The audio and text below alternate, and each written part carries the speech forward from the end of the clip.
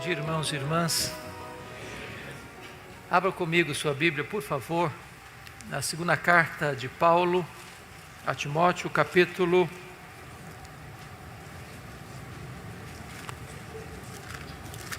de número 4, versículo 2. 2 Timóteo, capítulo 4, versículo 2.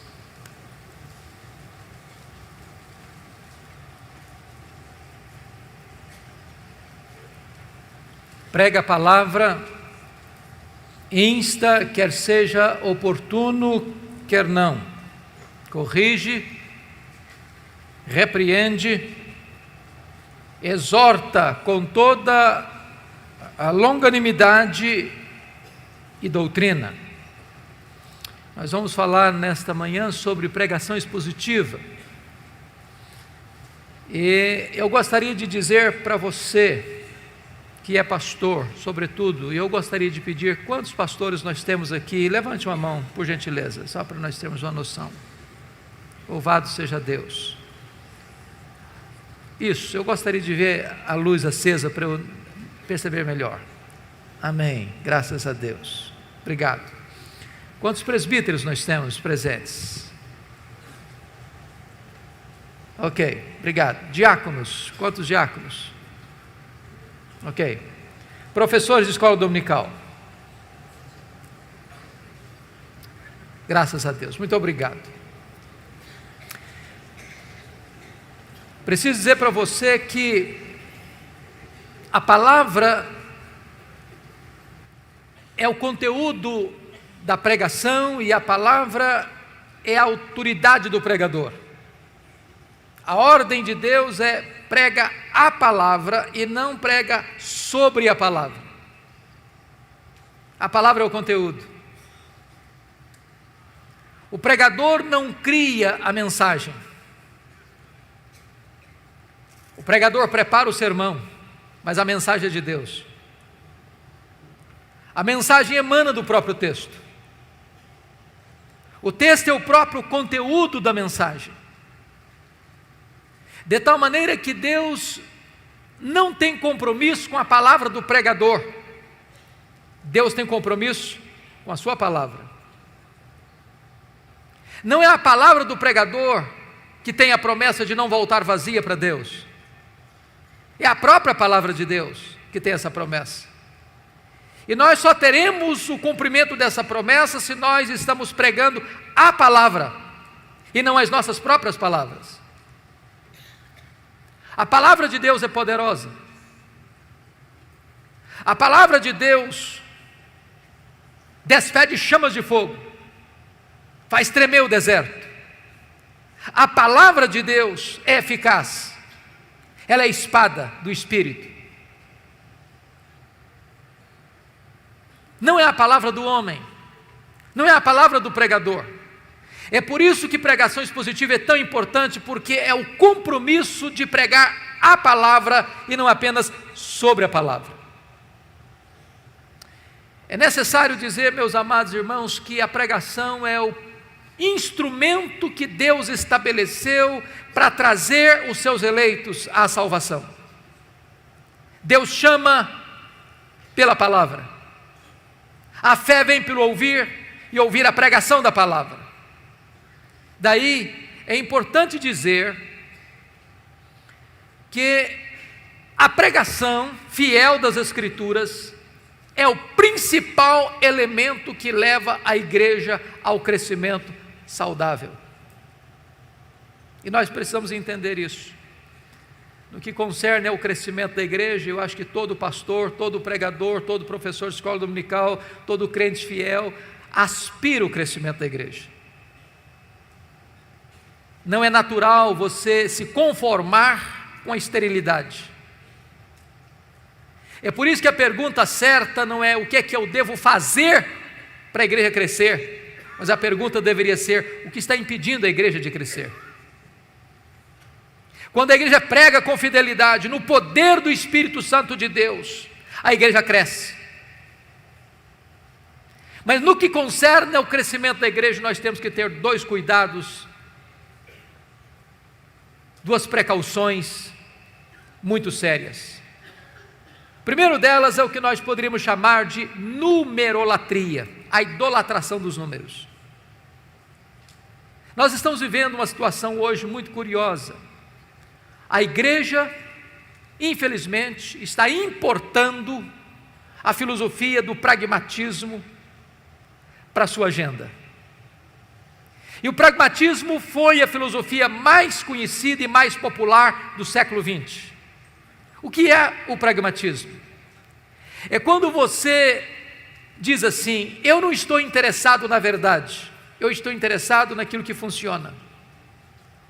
Eu não me importo com o conteúdo, eu quero saber quais são os resultados. E aí a igreja evangélica brasileira, muitas vezes, capitulou-se a esse pragmatismo e tem, de certa forma, transformado a igreja num mercado. O consumidor é quem determina o que quer. Eu sou um balcão de serviço. O que você quer? Prosperidade? O que você quer? Saúde? O que você quer? Milagres? O que você quer? Sucesso? Você dá ordem. É o efeito Ibope, você decide o que você quer. Então, de repente, a igreja deixou a verdade, deixou de pregar a verdade e começou a oferecer ao povo o que o povo quer. Mas esse não é o evangelho. Mas esse não é o compromisso da Escritura. Esse não é o papel do pregador. O pregador é chamado a pregar a palavra, a oferecer não o que o povo quer ouvir, mas o que o povo precisa ouvir. Não o que dá Ibope, mas a palavra de Deus. Nosso papel não é arrancar aplausos do auditório, nem receber um tapinha nas costas no final do culto, mas é pregar a verdade, ainda que esta verdade fira o coração das pessoas. Porque o nosso papel é pregar com fidelidade o que Deus diz, não o que nós queremos dizer. Isso é pregação expositiva, e ela produz crescimento saudável, e nós não podemos entrar por esse caminho, de buscar crescimento a qualquer custo, de atrair as pessoas com a outra mensagem mais palatável, mais agradável aos ouvidos, mas sonegando o povo o trigo da verdade, as Escrituras Sagradas. Há um segundo risco, queridos, que nós corremos no que tange ao crescimento da igreja, que é a numerofobia. É o contrário da numerolatria, é o medo dos números. Eu fico muito triste quando escuto algumas pessoas dizendo assim: bom, Deus não se importa com quantidade, Deus se importa com qualidade. A nossa igreja não cresce, mas é fiel. Nós temos 100 membros há 10 anos, mas é gente batuta, gente boa. E eu fico perguntando se existe fidelidade estéril.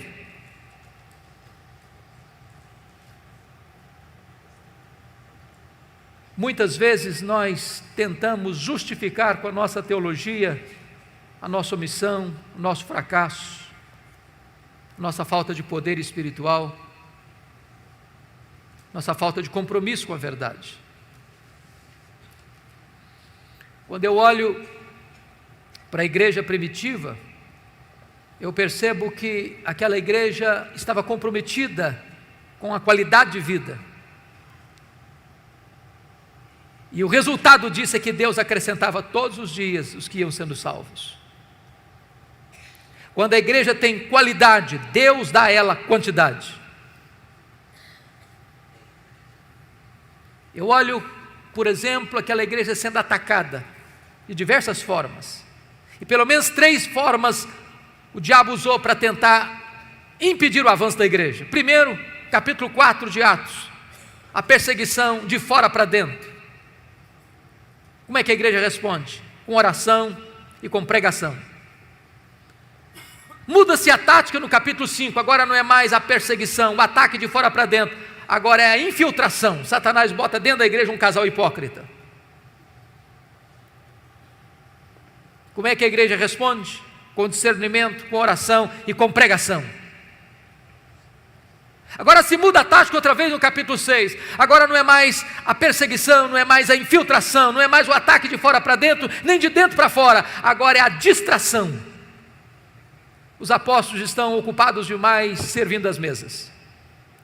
Não que servir as mesas fosse um trabalho indigno, mas estava tirando o foco dos apóstolos da prioridade. E eles param e dizem assim no capítulo 6, versículo 4: quanto a nós, nos consagraremos à oração e ao ministério da palavra. E se você perceber, oração e o ministério da palavra são os dois grandes elementos que levam a igreja a um crescimento saudável. Nós estamos hoje, com as leis do marketing, muitas vezes tentando produzir o crescimento da igreja através de técnicas de crescimento de igreja, usando métodos modernos, buscando recursos da tecnologia humana, ou da metodologia humana. Mas se nós queremos encontrar uma resposta para o crescimento saudável da igreja, nós não teremos que ir para as técnicas do pragmatismo moderno, nós temos que voltar ao livro de Atos. É lá que tem a receita, e a receita para o crescimento saudável da igreja é oração e palavra. Esse assunto é um assunto tão relevante, queridos, que no ano de 1930, um missionário chamado Donald McBrevin, um americano que estava trabalhando na missão na Índia, foi inquietado por uma pergunta: por que algumas igrejas crescem e outras não? E para responder essa pergunta, ele deixou o seu trabalho administrativo e percorreu vários países e continentes, fazendo essa mesma pergunta, examinando tantas igrejas. Por que algumas igrejas crescem e outras não? Este homem visionário chegou ao ponto de criar um instituto de crescimento de igreja em Oregon, nos Estados Unidos. E ele é tão apaixonado pelo tema que ele começou o instituto com apenas um aluno. E esse aluno nem americano era um boliviano. Mais tarde, 1965, o seminário de Fuller, na Califórnia, convidou-o para vir e abriu ali o que nós chamamos de um Instituto de Crescimento de Igreja. E Donald McBrevin foi um homem tão importante na sua época que ele foi considerado o mais importante missiólogo do século XX. Até porque a igreja naquele tempo estava enfrentando dois graves problemas: liberalismo de um lado e o seu filho legítimo, que é ecumenismo. A igreja estava sendo devastada por essas duas frentes. Porém, com o tempo, o movimento de crescimento de igreja perdeu o seu rumo. Veio Peter Wagner, outros mais, e de repente começa a se buscar o crescimento da igreja por técnicas pragmáticas, a ponto de David Ebb fazer uma pesquisa em mais de 100 teses e dissertações do movimento de crescimento de igreja, do seminário de Fuller, e encontrar pouquíssima ênfase na oração e na pregação como elementos que devam levar a igreja a um crescimento saudável. E aqui, meus amados irmãos, nós precisamos entender que se a igreja evangélica brasileira quer de fato entender o que é crescimento da igreja, nós temos que entender que o crescimento da igreja passa pela oração e pela pregação fiel das Escrituras. Tom Rainer fez uma das mais exaustivas pesquisas sobre crescimento de igreja nos Estados Unidos, com 576 igrejas batistas da Convenção do Sul, talvez a mais detalhada e exaustiva pesquisa sobre o assunto, e ele chegou a uma conclusão magnífica, que de igrejas entre 100 membros a 10 mil membros, na pesquisa, o que foi identificado é que o que levou essas igrejas a um crescimento saudável foi pregação e oração. O IBGE aponta um crescimento expressivo da igreja evangélica brasileira. Já somos cerca de mais de 50 milhões de evangélicos em nosso país. Somos 30% da população dessa nação. Esse fenômeno é admirado no mundo inteiro. Quando a igreja evangélica recua na Europa e na América do Norte, a igreja evangélica avança no Brasil. A pergunta é: que igreja? Que evangelho? E eu tenho minhas dúvidas se de fato é o evangelho de Jesus que está crescendo, se é a igreja evangélica que está explodindo no Brasil. Porque o que nós estamos assistindo muitas vezes é um outro evangelho, um evangelho híbrido, um evangelho sincrético, um evangelho eivado de misticismo, paganismo, e não é este o evangelho da graça do Senhor Jesus. Temos que voltar ao evangelho e pregar a palavra. No meu entendimento, queridos, a pregação da palavra é tão importante porque ela vai corrigir, no meu entendimento, 4 dos grandes problemas que a igreja está enfrentando hoje. Primeiro, problema do liberalismo. O liberalismo é fruto do iluminismo, do racionalismo. Ele chega com a seguinte colocação: eu só posso aceitar como verdade o que a minha mente entende. Preste atenção nisso. A fé cristã é racional, mas ela é mais do que racional, ela é supra-racional. Por exemplo, eu não consigo entender com a minha razão como Deus, sendo um só, subsiste em 3 pessoas distintas. De tal forma que o Pai não é o Filho não é o Pai não é o Espírito Santo não é o Filho nem o Pai.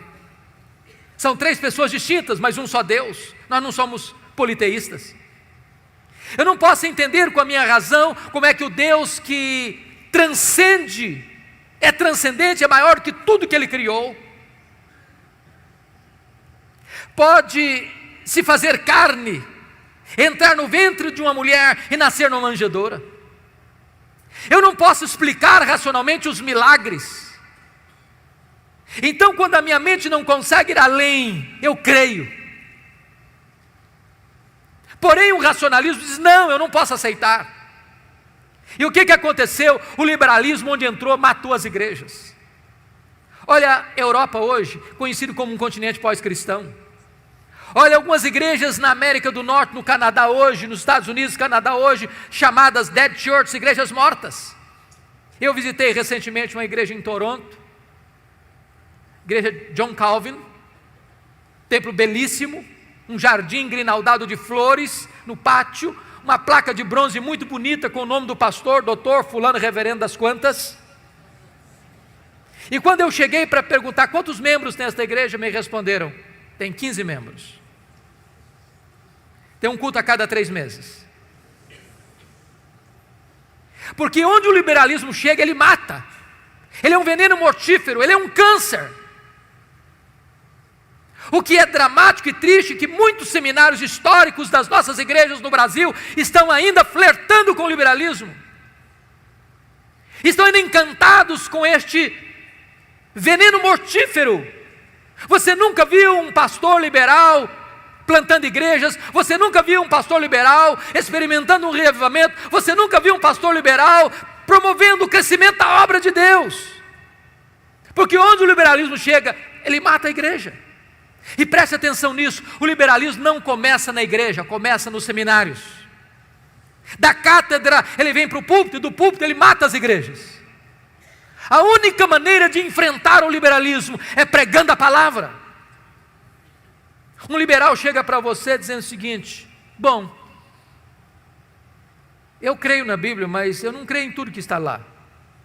Um liberal vai chegar, por exemplo, e dizer: eu não creio em Gênesis 1 e 2, não creio na literalidade de Gênesis 3. E muita gente hoje está tentando fazer um concubinato entre cristianismo e darwinismo, achando que isso é o suprassumo. Eu fiquei muito decepcionado. Há poucos dias eu fui comprar um comentário de Gênesis, de um pastor muito conhecido aqui no Brasil, com muitos livros publicados aqui no Brasil. E quando eu vi o comentário em 3 volumes, eu fiquei encantado. É esse que eu preciso. E eu fiquei chocado que aquele famoso escritor americano dedicou 400 páginas praticamente para expor Gênesis 1, 2 e 3 dentro desta linha liberal, tentando conjugar cristianismo com darwinismo. E notem vocês, é impossível negar a literalidade, a historicidade de Gênesis 1, 2 e 3, sem negar toda a Escritura. Porque a criação não está registrada apenas em Gênesis 1, 2 e 3, em todos os livros da lei, em todos os livros históricos, em todos os livros poéticos, em todos os livros proféticos, nos evangelhos, no livro de Atos, nas epístolas e no livro de Apocalipse. Nós teríamos que desconstruir toda a verdade de Deus para abraçarmos o liberalismo. É por isso que um liberal jamais será um pregador expositivo, porque não tem compromisso com a veracidade, com a inerrância, com a infalibilidade das Escrituras.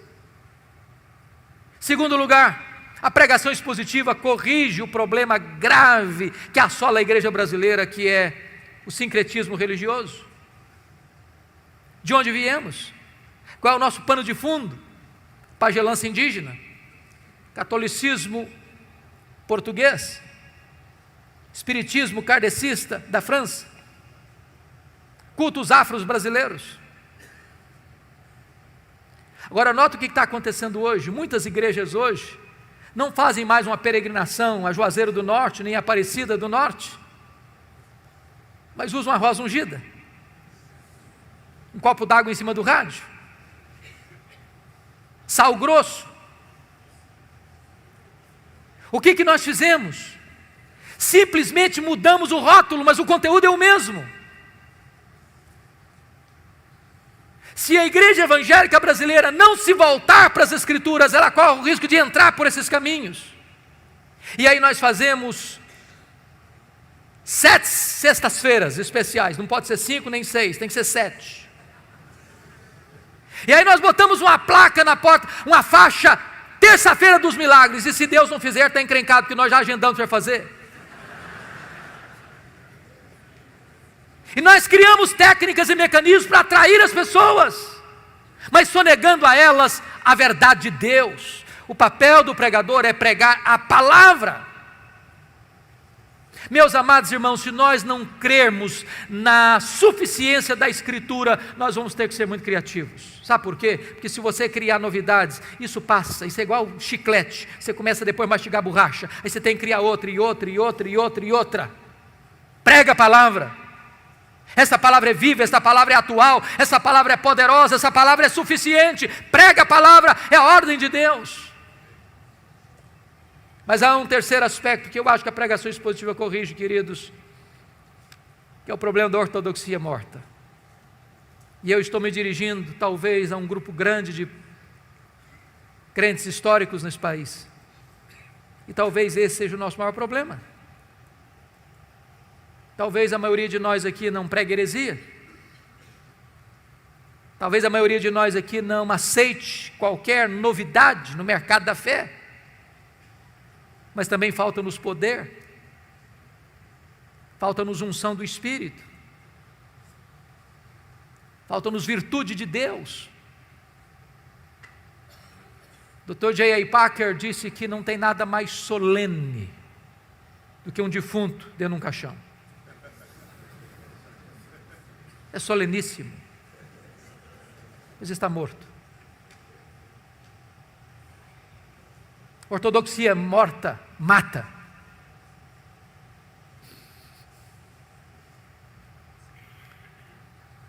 Quando Eliseu mandou Geazi botar o bordão profético no rosto do menino morto, diz a Bíblia que o menino continuou morto.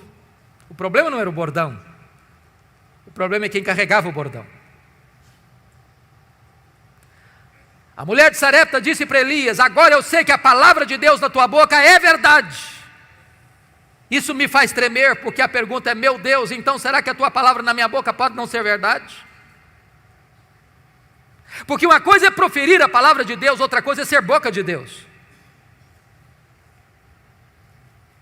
Eu tenho que concordar com Ian Bounds, um metodista piedoso do século XIX, quando ele disse que nós estamos à procura de melhores métodos e Deus está à procura de melhores homens. Deus não unge métodos, Deus unge homens. Homens mortos tiram de si sermões mortos, e sermões mortos matam. Nós dependemos do Espírito Santo, queridos. Essa palavra tem que ser pregada com fidelidade, mas na virtude, no poder do Espírito Santo de Deus. Perguntaram certa feita para Dwight Lyman Moody: Moody, qual é o maior problema da obra? Moody respondeu: o maior problema da obra são os obreiros. Talvez você e eu sejamos o maior problema da igreja. Se o púlpito pegar fogo, os bancos também pegarão. Se o pastor for um graveto seco a pegar fogo, lenha verde vai começar a arder. Não basta apenas pregar, é preciso pregar como Paulo disse, no poder do Espírito, em profunda convicção. Mas eu penso, amados irmãos, que a pregação expositiva vai corrigir um outro aspecto sério hoje, que é a superficialidade. Muitos pregadores estão dando uma sopa rala para o povo. E eu vou lhe dizer uma coisa: a ovelha faminta é a ovelha susceptível aos lobos. As heresias entram porque muitas vezes nós, pastores, não temos dado ao povo o alimento sólido da palavra de Deus. É triste, como tantos pregadores hoje não se preparam para pregar. E eu entendo o que Paulo disse na sua carta a Timóteo, que são dignos de redobrados honorários aqueles que se afadigam na palavra. É trabalho árduo, pesado. E aqui é um fato curioso, é que a maioria dos nossos membros parece que não entende que quando o pastor está estudando, ele está trabalhando. Talvez a ideia popular é que o bom pastor é aquele que toma 10 cafezinhos todo dia na casa de muita gente. E chega no domingo e prega qualquer coisa.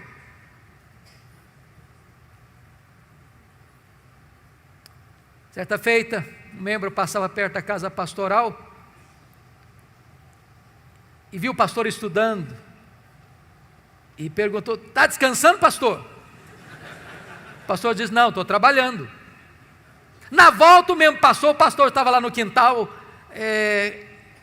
carpindo, capinando.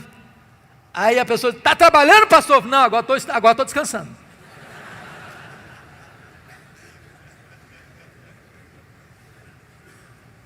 Se nós quisermos pregar expositivamente, nós teremos que estudar.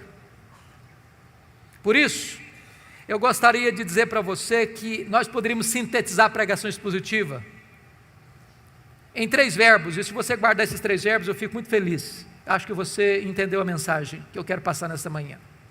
Pregação expositiva pode ser resumida em 3 verbos. Primeiro, ler o texto. Ler. Você já viu um pregador subir ao púlpito e ele atropela o texto que vai pregar? Ele lê o texto atabalhoadamente.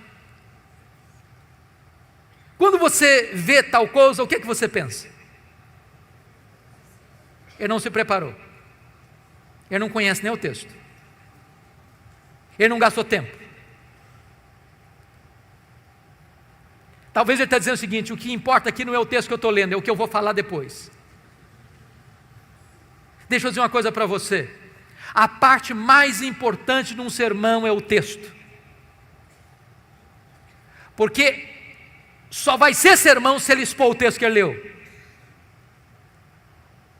Então é uma recomendação: leia o texto 1 vez, 5 vezes, 10 vezes, 20 vezes, leia, deixe que esse texto entre em você, se possível decore o texto.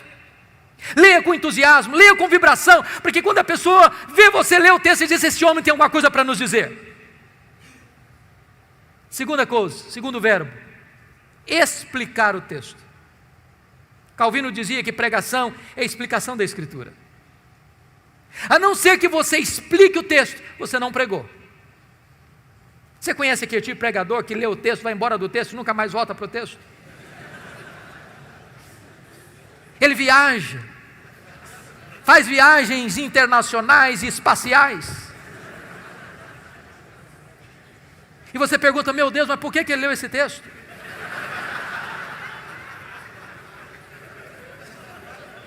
Você conhece aquele tipo de pregador que diz assim, eu já tenho o sermão, só preciso encontrar um texto agora? O sermão emana do texto. O sermão é a explicação do texto. E por isso nós temos uma palavra técnica que os pastores conhecem, que é exegese. Exegese vem de um prefixo ex, que significa tirar do texto o que está no texto. Cave o texto, descubra o texto, veja o que está lá. E às vezes nós não encontramos essas pepitas de ouro na superfície, é preciso cavar. Esse é o papel do pregador. Ir para o texto, perguntar ao texto, mergulhar no texto, descobrir as riquezas do texto, trazer isso à tona. Sabe, irmãos, quando uma igreja se acostuma com pregação expositiva, ela não quer mastigar palha mais. Depois que ela descobre a riqueza da Escritura, ela não tolera mais escutar sermão que não seja focado na Escritura, que exponha a Escritura. O contrário de exegese é exegese. Exegese tem o prefixo eis, significa colocar lá, o que não está lá.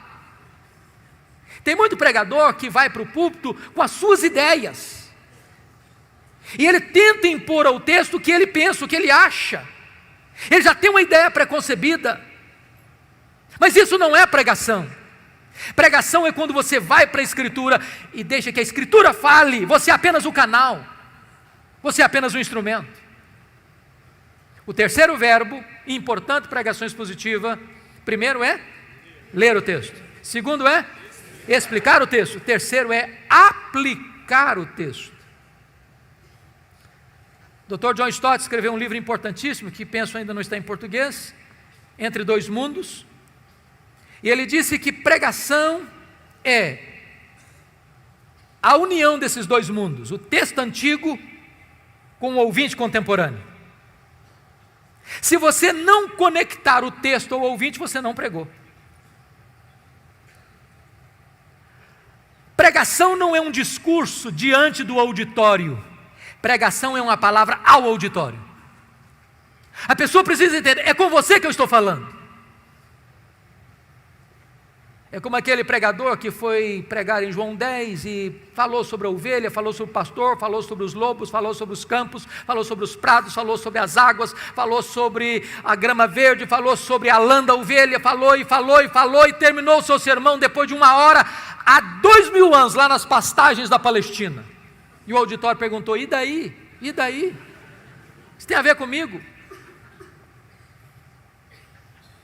Pregação precisa ter aplicação.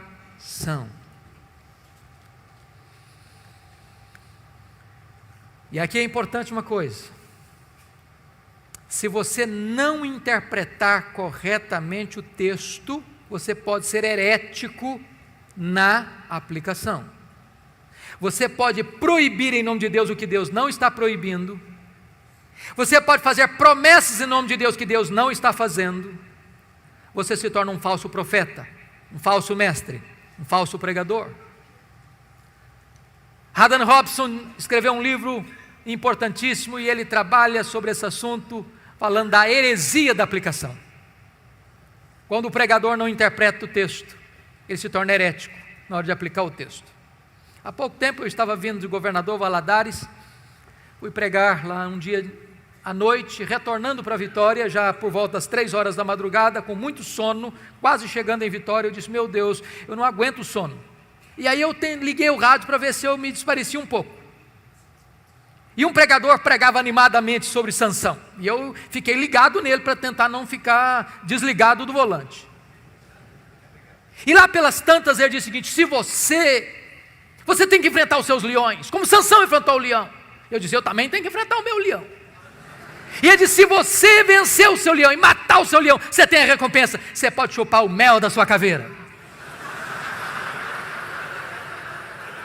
Aí eu pensei, meu Deus, ele não entendeu o texto. Porque ele não entendeu o texto, ele aplicou o texto erradamente e cometeu uma heresia grave. Porque o mel da caveira do leão para Sansão não foi recompensa, foi uma quebra de um pacto que ele tinha feito com Deus, de nazereado. Ele não podia tocar em defunto, ele não podia tocar em cadáver. Se nós não entendermos a Escritura, nós vamos correr o risco de aplicar de forma herética. Mas talvez você pergunte assim: pastor, quais são as razões por que hoje poucos pregadores pregam expositivamente? Eu vou lhes dar algumas razões. Primeiro, penso eu que muitos seminários ainda não estão comprometidos com o ensino aos seus alunos sobre pregação expositiva.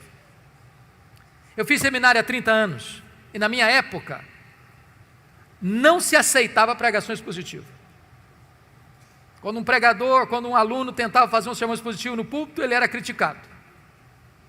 Talvez porque não entendêssemos bem o que era pregação expositiva naquela época.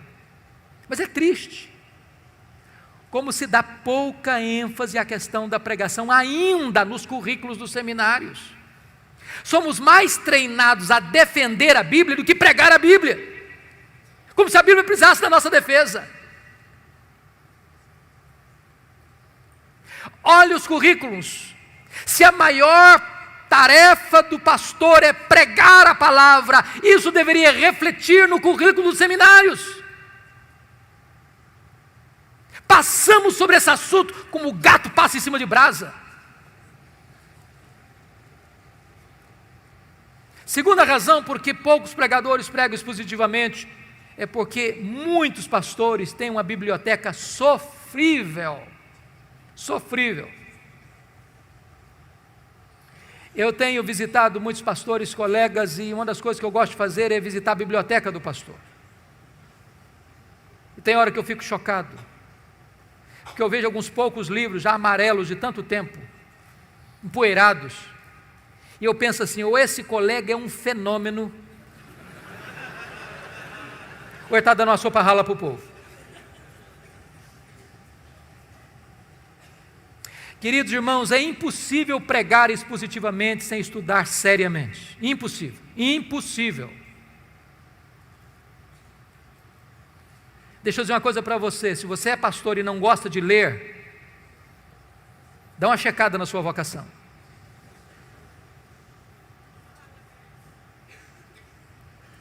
Eu estou falando para líderes aqui, que não são pastores, e eu queria dar um conselho, se eu posso. Por que os pastores não pregam, não têm uma boa biblioteca?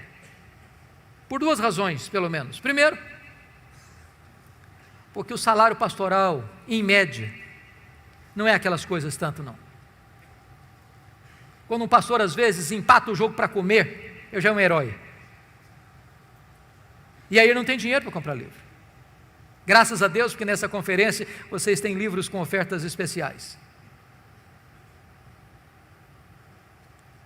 Então, o conselho seria esse. Se você é líder de igreja aqui, quem sabe você consiga lá na liderança botar uma verba para o seu pastor comprar livro todo mês.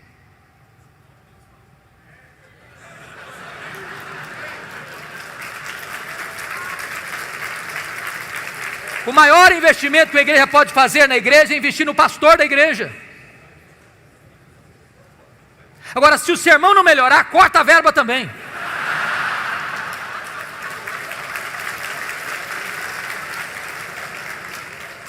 Porque livro para enfeitar a biblioteca também não resolve nada.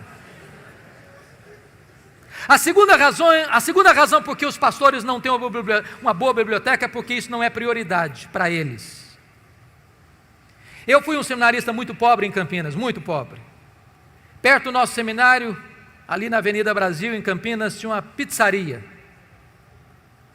Eu passei 4 anos lá, nunca tive o privilégio de ir naquela pizzaria, nunca. Eu passei 4 anos no seminário com um ternozinho muito michuruco, nunca comprei um terno. Mas nunca deixei de comprar livro. Já passei no ministério 8 anos sem comprar uma camisa, nunca deixei de usar nova não, porque tem crentes generosos que ofertam ao pastor de vez em quando. Mas nunca deixei de comprar livro. Você não pode entender um pastor sem ferramenta para trabalhar. Você não pode entender um lavrador sem uma enxada na mão. Você não pode entender um cirurgião sem um bisturi na mão. Livro é matéria-prima do pastor se preparar para pregar.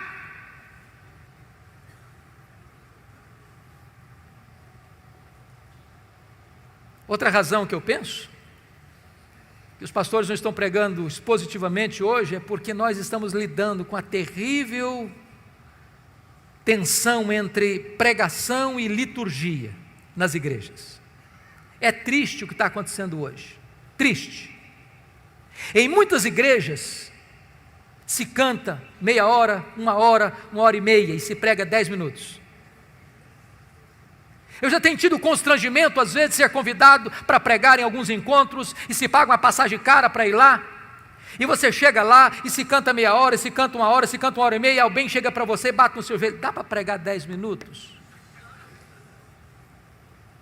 Eu estou vindo agora de uma semana nos Estados Unidos e sempre quando eu vou pregar, eles têm o cuidado de dizer, olha, aqui é sermão americano, não é sermão brasileiro. Nós não toleramos sermão de 40 minutos aqui. É 15 minutos. E eu tenho que concordar com John MacArthur. Sermonetes criam cristianetes. Eu não posso entender como você pode expor a palavra de Deus com 15 minutos. E é uma falácia você dizer o seguinte, não, hoje com a televisão, com a internet, com isso, com aquilo, o homem moderno não consegue ouvir um sermão de 40 minutos. Consegue sim. Se você se preparar, se você orar, se você se levantar no poder do Espírito Santo de Deus, o povo vai querer mais e mais e mais.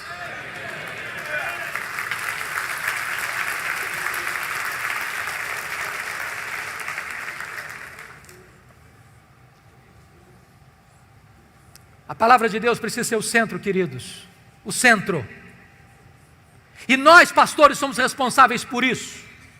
Nós somos os responsáveis pela liturgia da igreja. Não delegue, não terceirize a liturgia da igreja para que você perca o controle disso.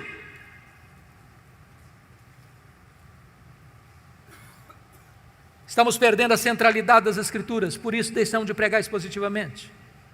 Precisamos voltar às Escrituras, à centralidade das Escrituras. Mas eu vou lhe dizer quais são as vantagens de se pregar expositivamente falando. Quais são as vantagens? Primeiro, queridos, a grande vantagem da pregação expositiva é que você não tenha o desejo de ser popular, mas você tem um compromisso de ser fiel. O centro da pregação é esse, assim diz o Senhor. É a palavra de Deus, é a autoridade da palavra de Deus, é voz de Deus. Eu estive há 15 dias lá em Londres pregando e fui visitar Tabernáculo Metropolitano, onde Spurgeon pregou no século XIX. E eu peguei um de seus livros, lá na livraria da igreja, e chamou minha atenção um fato, eu já sabia disso há tantas vezes, já tinha lido tantas vezes, mas acendeu novamente ao meu coração essa verdade. Quando Spurgeon se levantava para pregar, ele tinha o seguinte entendimento: quando o povo escuta a pregação fiel da Escritura, não é a um pregador que o povo está ouvindo, é ao próprio Deus que o povo está ouvindo. É a palavra do Deus vivo que o povo está ouvindo, e nós precisamos criar esse entendimento, amados. Se o pregador é fiel, e se ele se levanta para expor a palavra de Deus, o povo está ouvindo a palavra do Deus vivo, e não a palavra de um pregador apenas. Este é o fato empolgante da pregação expositiva. Segundo aspecto, é que quando você prega expositivamente, você economiza um grande tempo. Talvez você que é pregador aqui, tem que pregar toda semana, às vezes 2, 3 vezes na semana, você sabe disso, não é fácil decidir o que pregar. É por isso que 90% dos pastores têm que tomar omeprazol. Eles ficam angustiados, meu Deus, o que é que eu vou pregar? Chega na segunda-feira, ele está pensando: o que eu vou pregar domingo? O que eu vou pregar domingo? O que eu vou pregar domingo? Chega na terça-feira, ele está folheando algum livro. Chega na quarta-feira, ele está dando uma olhada em algum livro de esboço de sermão. Chega na quinta, ele está desesperado, olhando na internet. Chega na sexta, ele já está com angústia na alma. Quando chega no sábado, ele já está suando frio. Quando chega no domingo, ele prega qualquer coisa.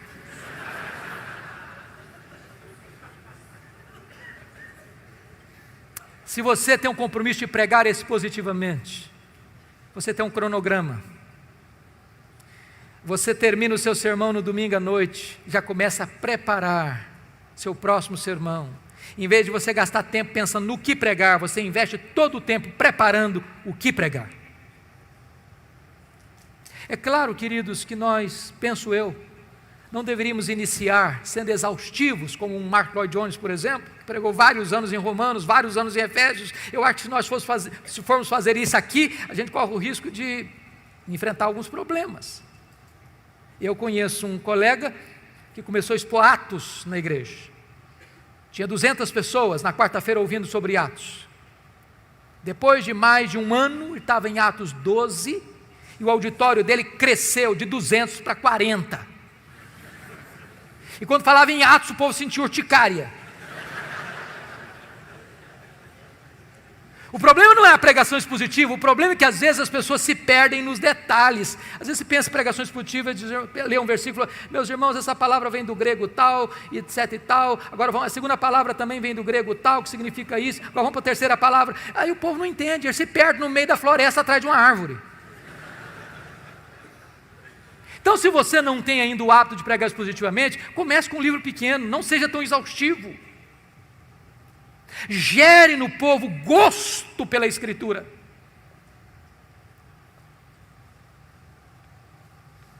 Outra coisa importante: se você está pregando expositivamente, você vai evitar milindres. Se você está numa congregação pequena, por exemplo, imagine isso. E você tem um líder da igreja que está enfrentando uma crise conjugal séria, ele está pensando em sair de casa, se divorciar, e aí você chega no domingo de manhã na igreja e diz: meus irmãos, hoje eu vou pregar sobre Mateus 19, sobre divórcio. Aí o líder já torce o nariz. Esse pastor está querendo pregar sermão carapuça para cima de mim. Aí no meio do sermão o cara se levanta e vai embora. O que você vai pregar? Como aquele pregador que foi pregar numa igreja e ele estava indo para o púlpito e um líder da igreja puxou o paletó e disse: o senhor não pode pregar aqui sobre bebida, porque o cara que mais dá dinheiro aqui para a igreja, ele é chegado numa branquinha, então o senhor faz favor de não tocar nesse assunto. Caminhou um pouco mais, outro puxou o paletó e disse: o senhor não pode pregar sobre jogo, porque a família mais rica da igreja é chegada em jogo de azar e tal, então o senhor não toca nesse assunto. Andou mais um pouquinho e falou: o senhor não pode falar sobre adultério, porque a pessoa mais conhecida na cidade está frequentando a nossa igreja, está vivendo um caso de infidelidade conjugal, então não toca nesse assunto para nos constranger. Aí o cara foi para o púlpito, aí se levantou e disse: meus irmãos, eu estou encrencado hoje. Eu não posso pregar sobre bebida, eu não posso pregar sobre jogo, eu não posso pregar sobre adultério. Aí levantou um gaiato no final do auditório lá: prega sobre os judeus, não tem nenhum judeu aqui.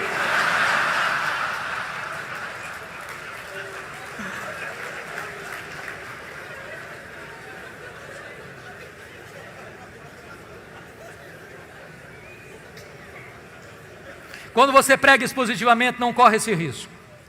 Imagine que você expôs na sua igreja, no domingo passado, Mateus 18.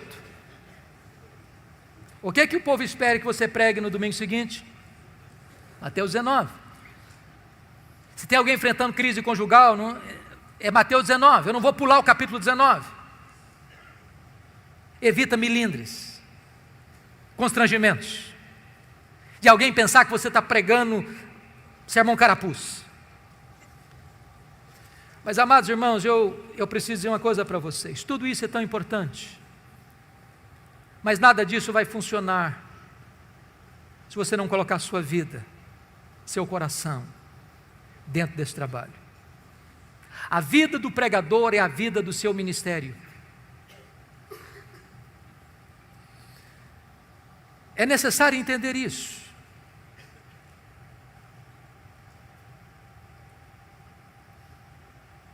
E eu fico preocupado ainda hoje quando a maioria dos nossos seminários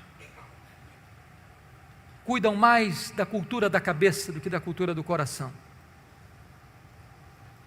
É triste admitir isso, mas é um fato. Muita gente que vai para o seminário com o coração quente, sai de lá com o coração gelado.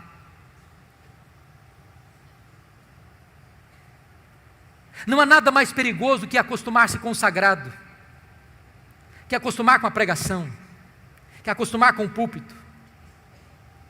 E de repente você faz isso como um profissional, virou rotina. Mas isso não mexe mais com a sua vida, isso não queima mais seu coração, isso não arde mais em sua alma. Como certa feita um pregador de Londres foi conversar com um ator famoso da Inglaterra e disse: eu não entendo uma coisa. Perguntou o pastor ao ator londrino: você prega uma fábula e as multidões vêm para ouvir você. Eu prego a verdade e ninguém quer me ouvir. E o ator respondeu para o pregador: é simples, pregador. Eu prego a minha fábula como se fosse verdade, você prega a sua verdade como se fosse uma fábula. Tem hora que eu fico perguntando: meu Deus, será que as pessoas acreditam que nós acreditamos no que pregamos? Um dia eu estava pregando em Salvador, e eu pregava sobre avivamento, e uma repórter da cidade estava lá para uma entrevista. Ela olhou nos meus olhos e me perguntou: o senhor acredita no que prega? Eu respondi para ela: eu creio firmemente no que prego. Mas a pergunta é curiosa e emblemática: será que as pessoas acreditam que nós acreditamos no que pregamos? Um dia, no século XVIII, alguém viu David Hume, o patrono dos agnósticos, correndo em Londres. E a pessoa perguntou: David Hume, o que você está fazendo aí correndo? Ele disse: eu estou indo ouvir George Whitefield pregar. Aí a pessoa ficou curiosa: mas você não acredita no que ele prega? Acredita? Ele diz: não, eu não acredito no que ele prega não, mas ele acredita no que prega.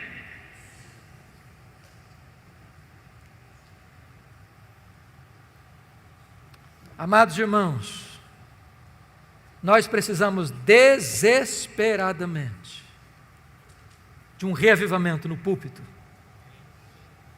Desesperadamente.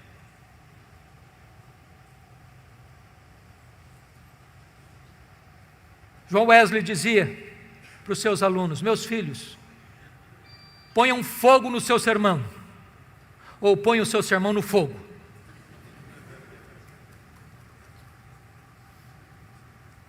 Que Deus nos ajude, para que nós sejamos homens de Deus, mulheres de Deus, gente comprometidos com Deus, os vasos limpos que Deus há de usar para a sua glória. Que nós vejamos para a glória de Deus um reavivamento da pregação expositiva, da pregação bíblica em nossa nação. E eu estou seguro disso, irmãos: se a igreja brasileira voltar-se para a palavra, voltar-se para a pregação expositiva e pregá-la com fidelidade no poder do Espírito Santo de Deus, sim, nós teremos um crescimento saudável da igreja, para a glória de Deus, em nome de Jesus. Amém. Vamos orar, queridos. Vamos orar. Deus amado, aplica a tua palavra ao nosso coração. Esta palavra é um tesouro tão precioso. É o Evangelho, é a boa nova da salvação, é o poder para a salvação de todo o que crê, é a palavra viva, é a palavra eficaz, é a palavra poderosa, palavra infalível, inerrante, suficiente. Oh Deus, desperta o nosso coração para amar a tua palavra, enche-nos da tua palavra, a nossa mente, o nosso coração, a nossa alma, o nosso ser, e dá-nos o compromisso, Deus, de pregarmos a tua palavra, toda a tua palavra, só a tua palavra. E nós entendemos que quando isto é feito, por mercê e graça, tu operas maravilhas no meio do teu povo. Bendito é o teu nome, em nome de Jesus. Aleluia. Amém.